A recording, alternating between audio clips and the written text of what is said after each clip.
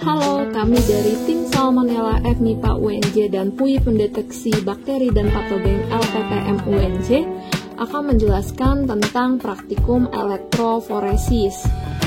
Step pertama adalah menimbang bahan menggunakan timbangan analitik. Jadi di sini dibersihkan dulu timbangan analitiknya dengan menggunakan kuas.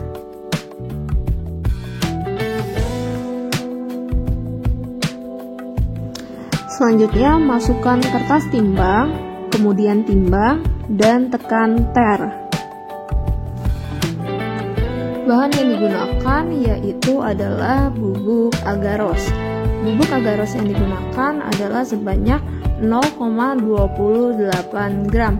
Bubuk agaros ini nantinya akan digunakan sebagai bahan agar untuk elektroforesis. Jadi konsentrasinya itu sebanyak 0,7%. Bubuk agaros yang sudah ditimbang kemudian dimasukkan ke dalam gelas kimia. Selanjutnya adalah mengukur buffer TAE 1 kali sebanyak 40 ml. Buffer TAE tersebut kemudian dimasukkan ke tempat agaros tadi ya. Selanjutnya masukkan magnet ke dalam campuran yang berada di gelas kimia tadi dan diletakkan di atas magnetic stirrer. Jadi magnetic stirrer ini fungsinya adalah untuk menghomogenkan dan juga untuk memanas.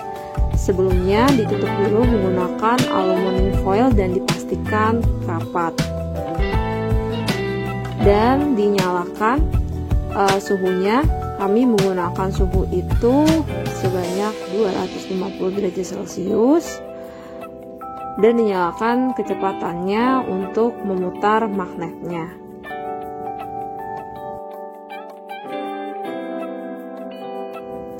Jadi dalam pengerjaannya itu dilakukan sampai larutannya itu tidak berwarna atau bening.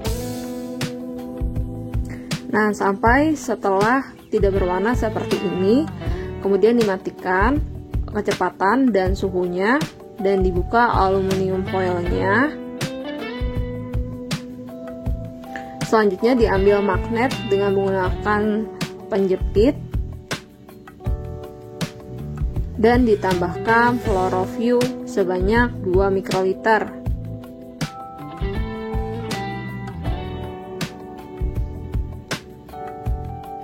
Ke dalam campuran tadi, selanjutnya dihomogenkan.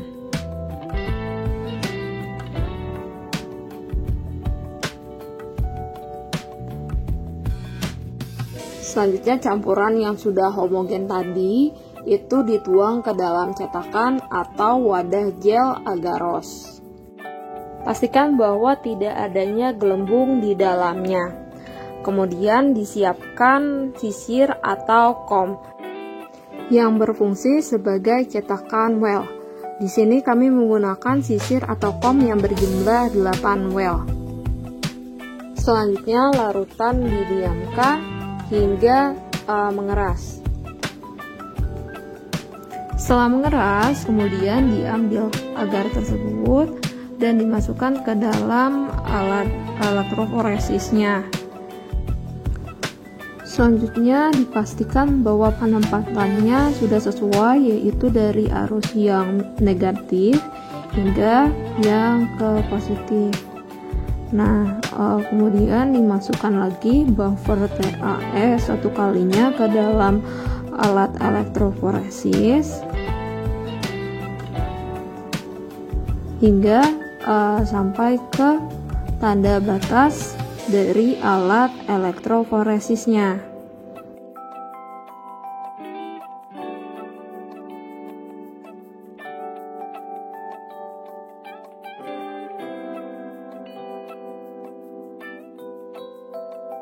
Selanjutnya dimasukkan koktail. Jadi koktail yang pertama ini merupakan marker, yaitu penanda untuk nanti elektroforesisnya.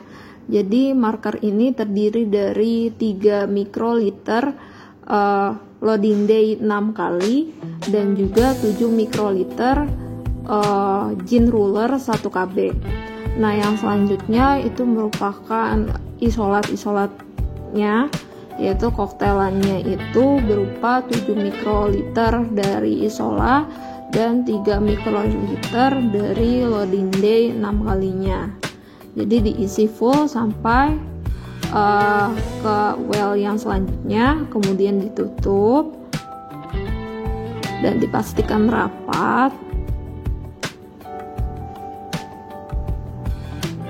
dan disambungkan kabelnya ke power supply. Jadi dinyalakan terlebih dahulu button power supply-nya dan di set.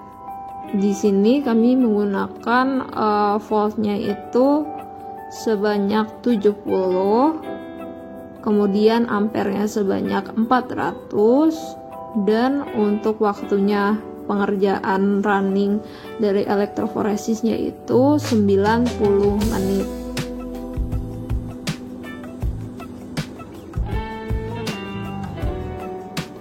Kemudian ditekan run.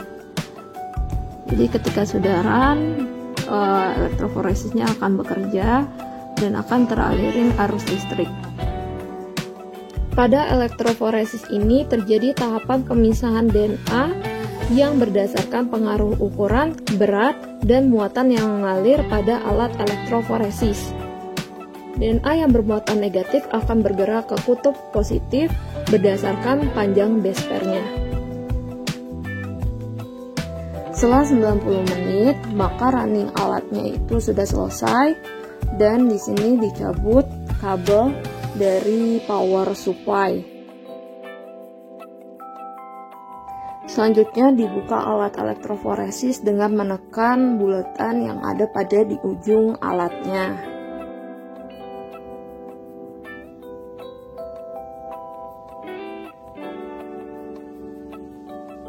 Kemudian ambil agar hasil elektroforesis dan dibersihkan terlebih dahulu sisa-sisa buffer TAE 1 kali yang masih ada pada agarnya. Selanjutnya, agar hasil elektroforesis tersebut itu dianalisis menggunakan alat UV transilluminator. Jadi agarnya itu dikeluarkan secara hati-hati agar tidak patah dan dipindahkan ke atas alatnya.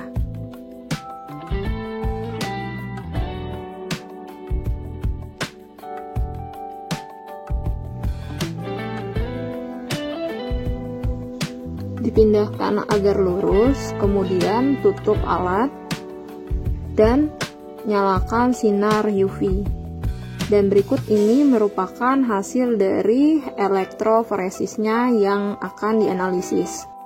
Berikut ini merupakan analisis hasil elektroforesis. Jadi yang di sebelah kiri itu merupakan marker, dan yang 1-6 itu merupakan isolat DNA genom yang akan dianalisis. Marker yang paling bawah itu berjumlah 250 base pair, dan yang paling atas itu 10.000 base pair.